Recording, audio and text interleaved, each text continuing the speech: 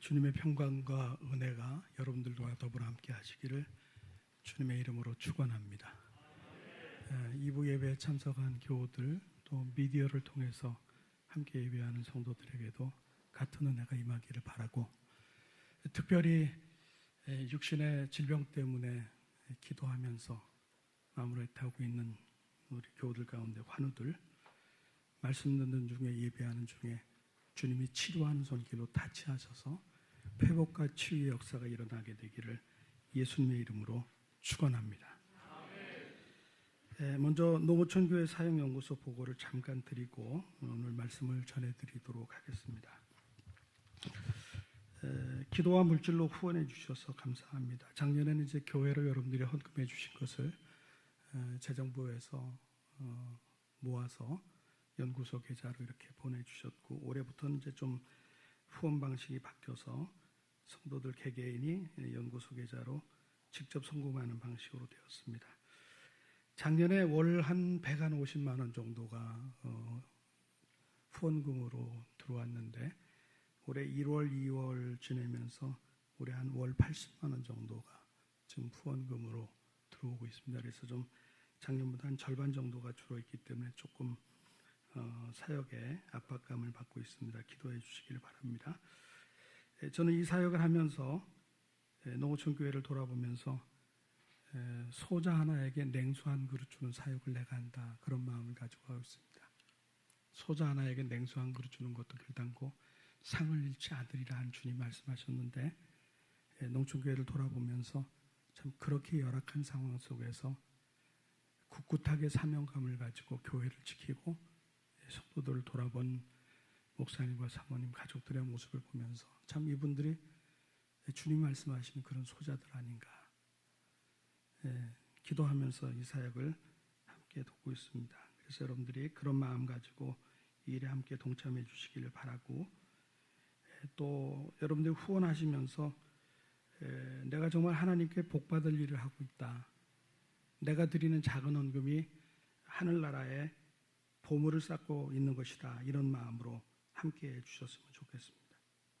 한 달에 커피 한 잔 좀 줄이고, 한 달에 차 한 잔 줄이면 5천 원, 만 원 이렇게 농어촌 교회를 살리는 일에 함께 하시리라 생각을 합니다. 몇 차례 말씀드렸지만 송금하실 때 이름 뒤에 북부라고 이렇게 기재해 주시면 좋겠습니다. 그 통장에 인자되는 글자가 한정이 되어 있기 때문에, 예를 들어서 수원 북부교회 누구 이렇게 되면 7자가 다 안 찍히고 두자, 이름 2자만 찍혀서 누가 보낸지 모르는 그런 상황이 됩니다. 그래서 이름 고창덕 북부, 홍길동 북부 이렇게만 인자해 주시면 정확하게 연구소에서 정리를 할 수가 있을 것 같습니다. 12월과 1월을 보내면서 동절기에 농어촌 교회를 직접 방문하고 돌아보는 것이 어려워서 동절기 기간 동안에는 농어촌 교회 몇 교회 난방비를 좀 지원해 드렸습니다. 사택이 많이 열악하고 그래서 좀 겨울달 한 2달 정도 조금 따뜻하게 지낼 수 있도록 난방비 지원을 해드렸고, 또 후원하는 교회들 가운데서는 전도지라든가 전도용품을 좀 만들어 주셨으면 좋겠습니다, 이렇게 요청이 들어와서 그렇게 요청하는 교회에 전도용품들을 만들 수 있도록 후원금을 전달해 드렸습니다. 그리고 지난 2월에는 경상북도 청도 지역 교회들을 돌아보고 왔는데, 이건 PPT를 통해서 잠깐 말씀드리겠습니다. 파워포인트 좀 떼어주시죠. 네. 2월 20일, 21일 경북 청도군 사역보고입니다. 중남교회, 청도군 매전면 소재 있는 교회인데 한 60년 된 교회예요. 권혁주 목사님 계속 올려주세요. 네, 같이 간담하는, 대화 나누는 그런 사진 몇 장이고요. 네. 중남교회 기도 제목이 있는데, 소태정 장로님이라고 83세 되신 이제 은퇴하신 장로님인데, 이분이 이제 뇌경색 때문에 많이 불편하셔서 좀 어려움이 있는 상황이 있습니다. 또 교회 건물이 노후돼서 수리할 부분도 많이 있는데 위에서 여러분들이 기도해 주시면 감사하겠습니다. 그 다음 두 번째 교회가 임실교회 경북 청도군 매전면 소재에 있는 교회입니다. 최승호 목사님 목회하시는 교회인데 이 목사님은 신학교 다니는 중에 교통사고가 나셔서 10년 동안을 식물 인간으로 계셨답니다. 신학교 다니는 중에 교통사고를 10년 동안을 식물 인간으로 계시다가 하나님의 은혜로 회복이 되셔서 늦게 신학을 계속 이어가셔서 졸업을 하시고 부목사 시절 하다가 첫 사역지로 이 임실교회에 부임하셔서 내외간에 열심히 교회를 돌아보고 있는 귀한 사명자십니다. 이 교회를 위해서도 기도해 주시길 바랍니다. 임실마을의 변화, 예수의 마을로 변화될 수 있도록 기도 부탁합니다. 그 다음에 생미교회 윤영한 목사님 심호하시는 교회입니다. 같이 교회도 돌아보고 사택에서 좀 교제도 좀 나눴습니다. 좀 언덕 위에 있는 마을인데 기도 제목이 뭔가 하면 이 목사님이 2019년에 암이 발병됐는데 특이암이에요. 특이암. 그래서 여러 군데 그 개복 수술도 했고 또 제거도 했고 또 췌장도 40% 제거하는 수술도 하고 계속해 지금 암 투병 중에 있는데 하나님의 은혜로 계속 잘 치료가 되고 있는 중에 있습니다. 그래도 사명감 있게 그 가운데서도 교회를 아름답게 섬겨가고 있는 모습이 굉장히 감동적이었습니다. 교회들이 40년, 50년, 60년 된 교회들이에요. 그 당시에 늘 지어진 교회들이니까 건물들은 그래도 괜찮게 있지만 교인들은 목사님 가족을 포함해도 6, 7명밖에 되지 않는 교회 식구로서는 도저히 교회가 운영이 되지 않는 그런 상황. 돌아가시는 분은 있고 태어난 아이는 없고 조민들도 없고 참 많이 어려운 상황이지만 용기를 잃지 않고 최선을 다해서 농촌 지역의 복음화를 위해 애쓰고 있는 그런 목사님들, 그런 교회들입니다. 여러분의 마음에 담아서 기도해 주시기를 부탁을 드리겠습니다. 우리의 기도가 하나님께 닿고 또 우리의 기도 속에 하나님이 역사하시면 어떤 모습, 어떤 방법, 어떤 손길을 통해서라도 하나님께서 우리 농어촌에 있는 교회들을 아름답게 세워가 주시리라 믿습니다. 다시 한번 이 귀한 사역에 여러분들이 함께해 주셔서 감사를 드립니다.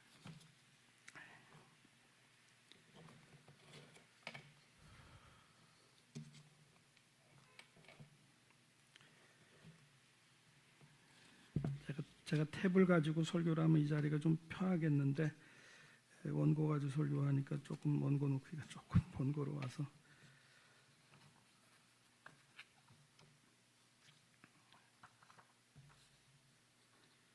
오늘 말씀의 제목은 네 종류의 마음밭 이런 제목입니다. 한번 제목 따라 하겠습니다. 네 종류의 마음밭. 네 종류의 마음밭. 성경을 보면 성경은 종종 인생을 농사에 비유를 하곤 합니다.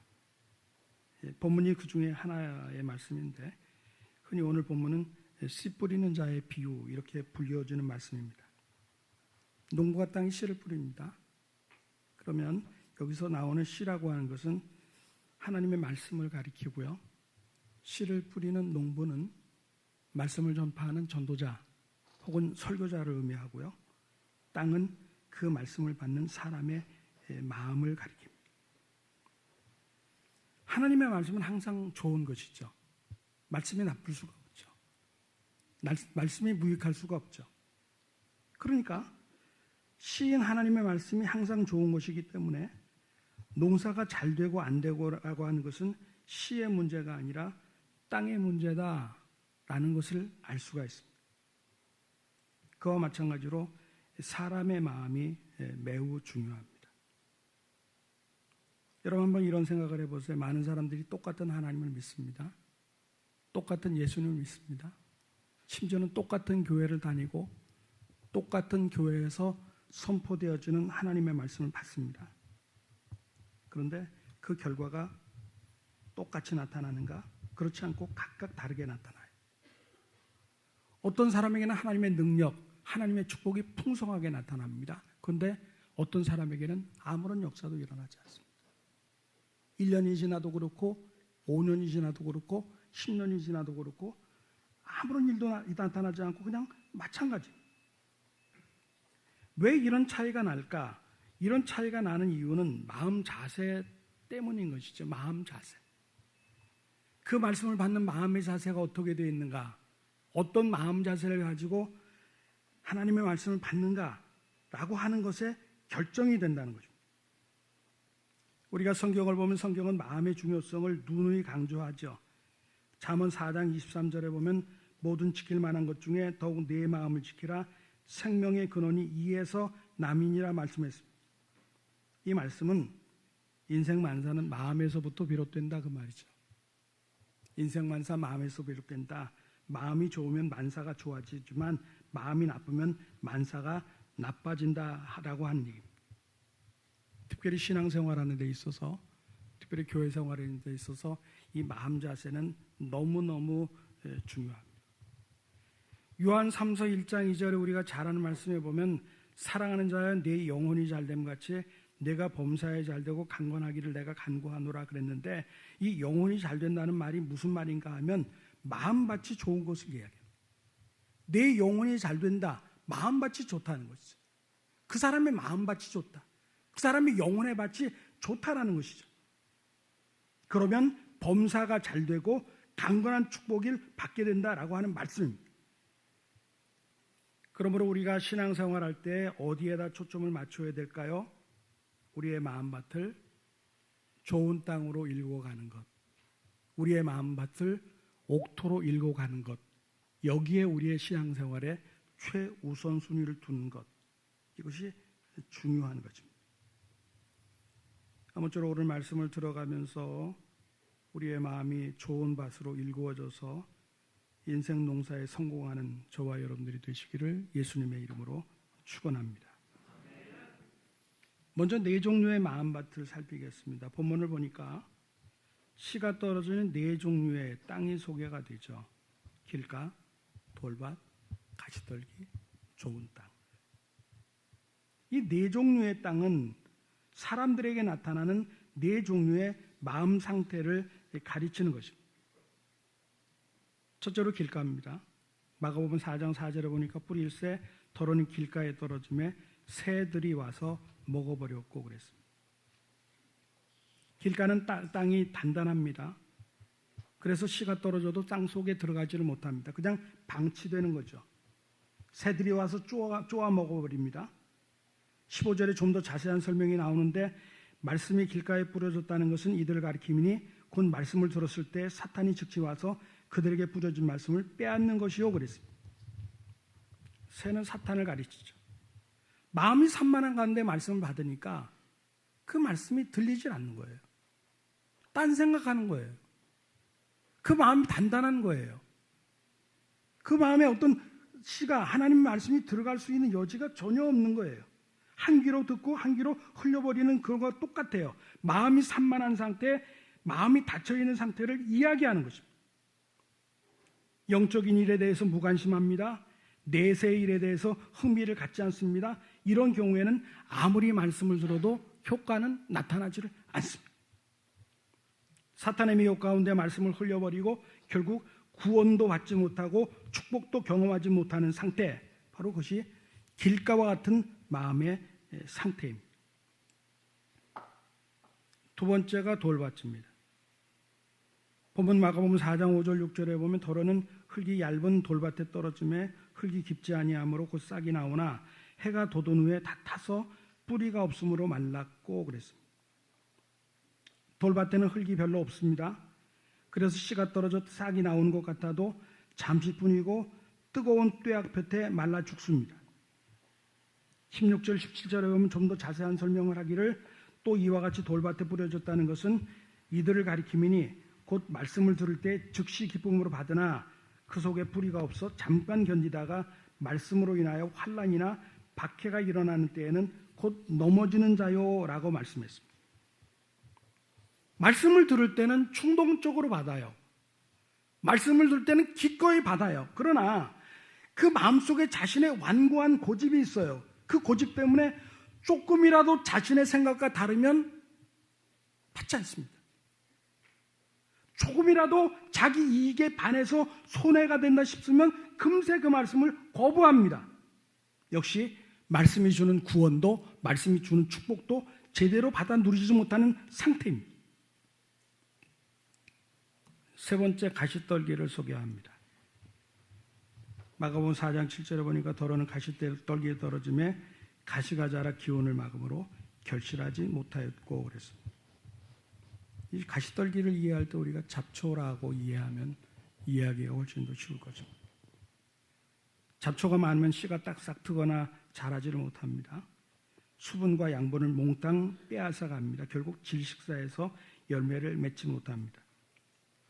18절 19절에 자세한 설명을 하죠. 또 어떤 이는 가시떨기에 뿌려진 자니 이들은 말씀을 듣기는 하되 세상의 염려와 재물의 유혹과 기타 욕심이 들어와 말씀을 막아 결실하지 못하게 되는 자요라고 했습니다. 가시떨기는 마음속의 세상 것들, 바꿔 말하면 염려라든가 향락이라든가 욕심 같은 것이 가득 차 있는 상태예요. 겉보기에는 괜찮아요. 겉보기에는 근사하게 신앙생활을 잘하는 것 같아요. 하지만 실제로는 하나님보다 더 세상을 사랑하는 사람의 모습, 그것이 가시떨기 같은 마음의 상태입니다. 마음이 순수하지 못하고 세상 욕심과 뒤섞여 두 마음을 품은 사람, 그러면 이것도 안 되고 저것도 안 되죠. 영혼도 안 되고 육도 안 돼요. 결국 세상 근심만 하다가 하나님 축복을 다 놓쳐버리고 마는 것입니다. 네 번째 종류의 마음밭을 좋은 땅으로 소개합니다. 4장 8절에 더러는 좋은 땅에 떨어짐에 자라 무성하여 결실하였으니 30배나 60배나 100배가 되었느니라 하시고 그랬습니다. 좋은 땅에 뿌려지면 씨 속에 들어있는 생명력이 꿈틀거립니다. 싹이 틉니다. 꽃이 핍니다. 마침내 풍성한 열매를 맺게 됩니다. 30배, 60배, 심지어 100배 이상 결실합니다. 이런 사람은 말씀을 통해 구원과 축복을 풍성하게 받아 누리게 되는 것입니다. 우리가 네 가지 종류의 밭을 생각해 봤는데 이제는 우리가 우리의 마음에 물어봐야 될 거예요. 너의 마음밭은 어떤 모습이니? 이렇게 물어봐야 돼. 내 마음밭은 도대체 어떤 밭이야? 각자에게 주님께서 보여주는 이 네 가지 마음의 상태 중에 내 마음의 밭은 도대체 어떤 밭이야? 우리 모두가 좋은 밭이기를 주님의 이름으로 축원합니다. 정말 좋은 밭이면 정말 좋을 것입니다. 그런데 문제는 이 좋은 밭 옥토라는 것이 저절로 되는가? 저절로 절대로 되지 않는다. 저절로는 옥토가 되는 것이 절대적으로 불가능하다. 모든 사람이 죄인이기 때문입니다. 아무것도 안 하고 가만히 있으면 우리의 마음이 좋은 땅이 되는 것은 불가능합니다. 예레미야 17장 9절은 말씀하기를 만물보다 거짓되고 심히 부패한 것은 마음이라 그랬습니다.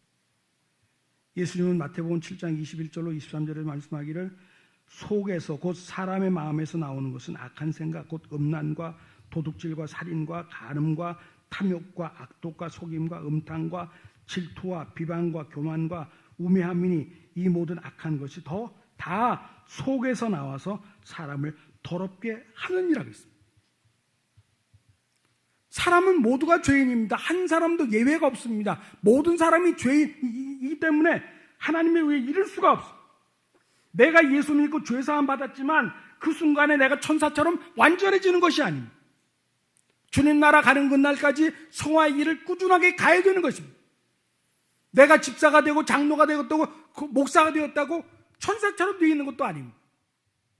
여전히 신앙생활을 계속하면서도 우리 속에 죄성이 그대로 남아 있어서 내버려 두면, 가만 놔두면 우리의 마음밭은 어느새 돌밭이 되고 어느새 길가가 되고 어느새 가시덤불이 가득한 잡초밭이 되고 만다는 거죠. 스펄전 목사님이 이런 말을 했어요. 사람의 마음은 5분만 방치하면 마귀를 만드는 공장이 되고 만다 그랬습니다. 내 마음 얘기하는 거예요? 여러분의 마음 얘기하는 거예요? 사람의 마음은 5분만 그대로 방치해버리면 마귀 만드는 공장 된다.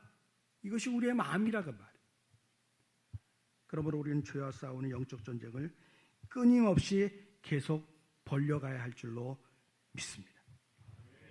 우리가 정신을 바짝 차리고 부지런히 마음을 일구지 않으면 금세 우리의 마음은 묵은 땅이 된다고 말해요. 묵은 땅. 그래서 옛날 호세아 선지자는 외치기를 호세아서 10장 12절에서 이렇게 말합니다. 너희 묵은 땅을 기경하라. 이 기경하라라고 하는 말을 영어로 보니까 breakup이라고 되어 있어요. 갈아엎으라 그 말이죠. 갈아엎으라. 갈아엎으라. 두 번째 생각할 것은 묵은 땅을 기경하기입니다. 묵은 땅을 기경한다라고 하는 말은 우리의 마음밭을 좋은 땅으로 일구는 것을 얘기하죠. 어떻게 할까?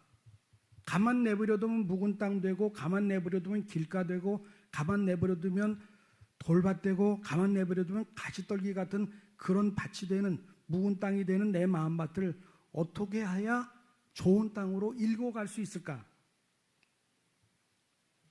내 마음으로, 내 결심으로 될까? 어떻게 할 수 있을까? 말씀으로 갈아엎어야 됩니다. 말씀으로 기경해야 됩니다.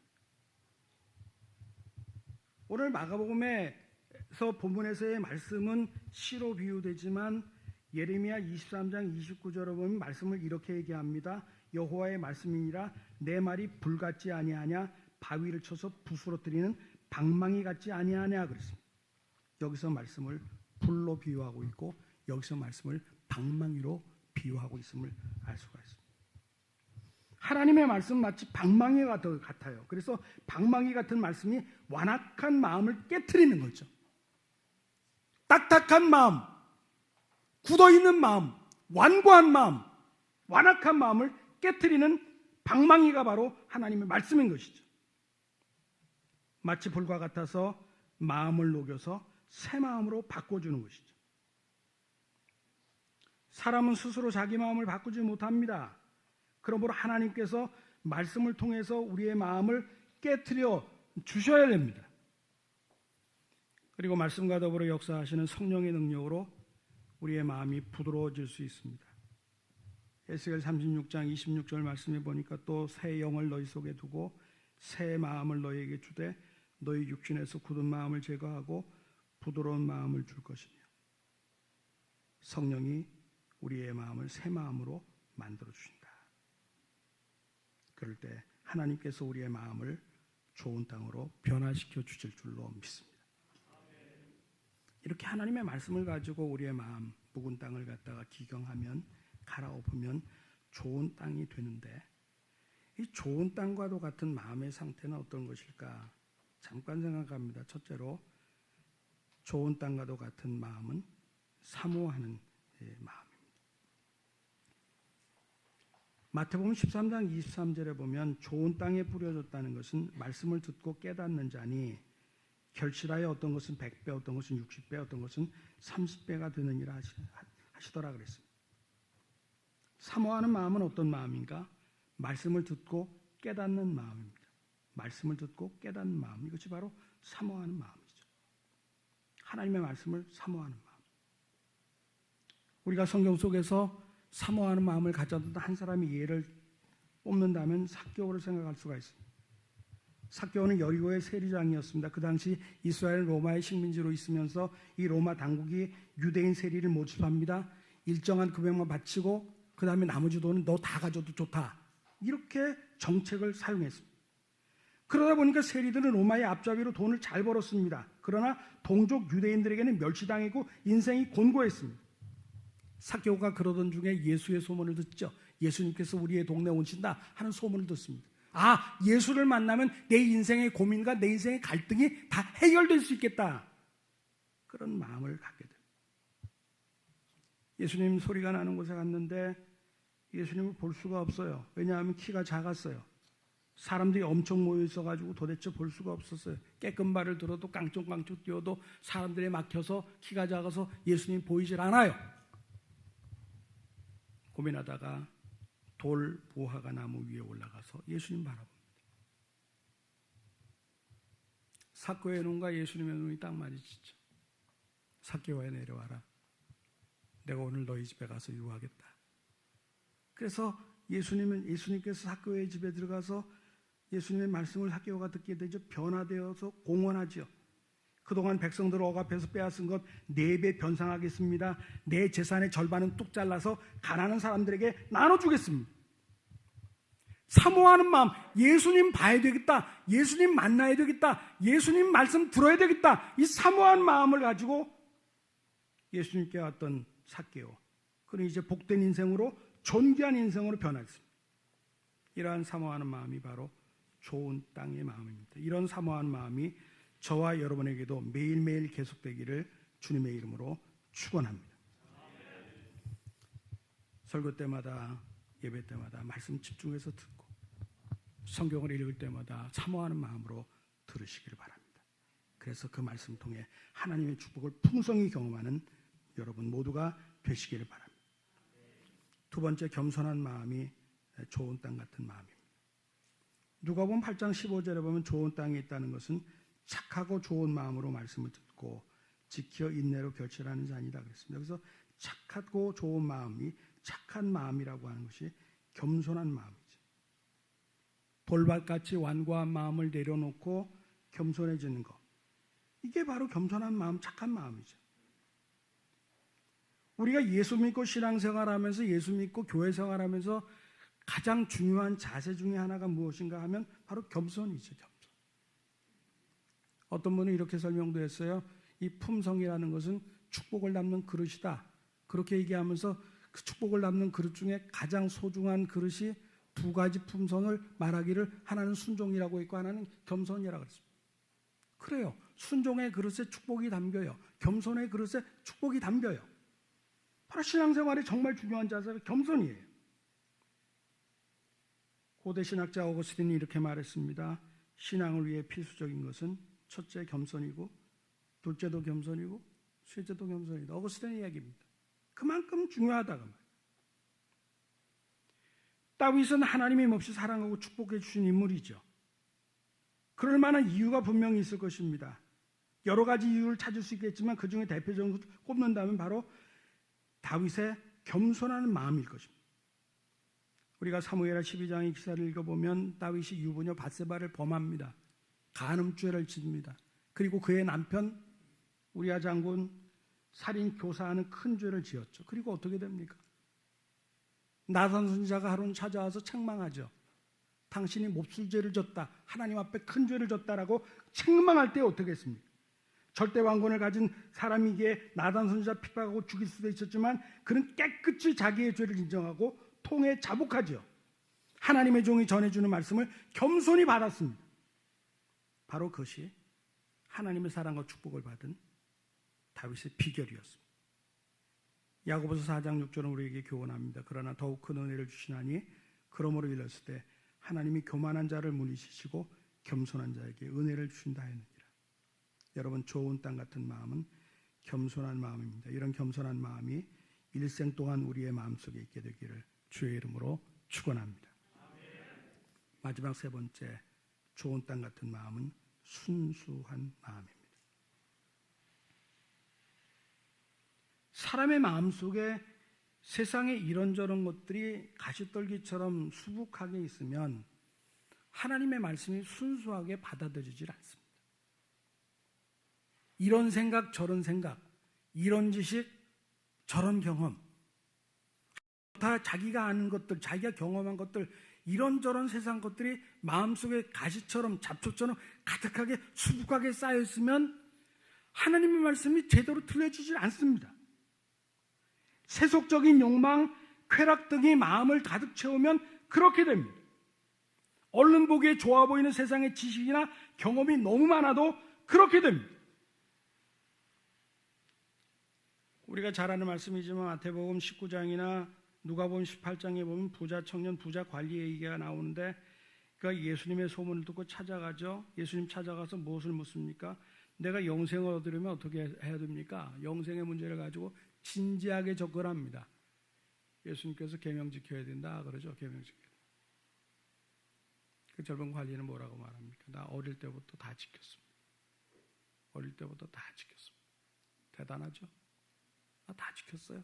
계명 다 지켰어요. 예수님이 그 청년에게 뭐라고 말합니까? 아직도 부족해.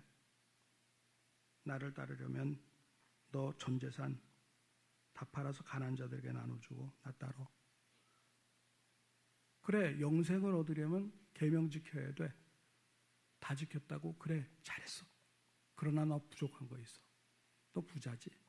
네 재산 팔아서 가난한 사람 주고 나 쫓아. 그래야 나를 따라올 수 있어. 그때 부자 청년이 어떻게 합니까? 마태복음 19장 22절에 보니까 그 청년이 재물이 많음으로 이 말씀을 듣고 근심하며 하니라 그랬습니다. 그 청년의 지식과 물질에 대한 욕심이 마음을 닫고 예수님을 거부하게 만들었다.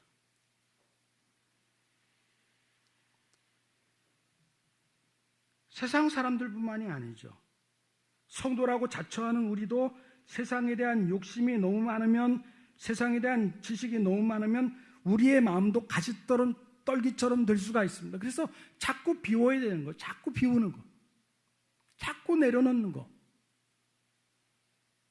자꾸 내려놓는 거, 자꾸 비우는 거, 욕심도 경험도 지식도 내려놓는 것, 이것이 우리가 평생에 해야 될 과제일 것입니다.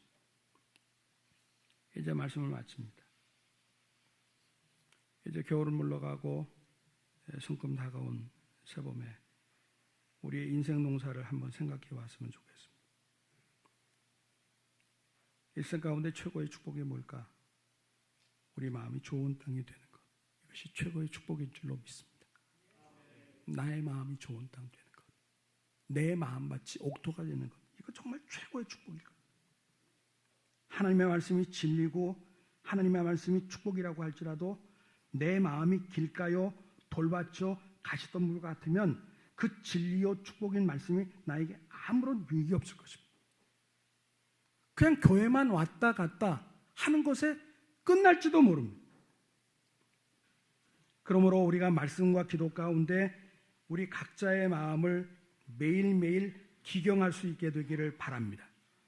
말씀으로 기경하고, 몽둥이인 그 말씀을 통해서 내 마음을 기경하고, 부린 말씀을 통해서 내 마음을 기경하고, 매일매일 새롭게 기경하고 새롭게 만들고 옥토로 만들고, 그 순수한 마음, 겸손한 마음에 그 말씀을 받아서 우리의 마음밭이 좋은 땅이 되어서 이 말씀의 풍성한 은혜를 누리고 하나님의 축복을 풍성히 누리고 살아가는 60배, 30배, 100배의 결실이 저와 여러분의 삶에 맺혀지는 그런 축복된 인생이 되어지시기를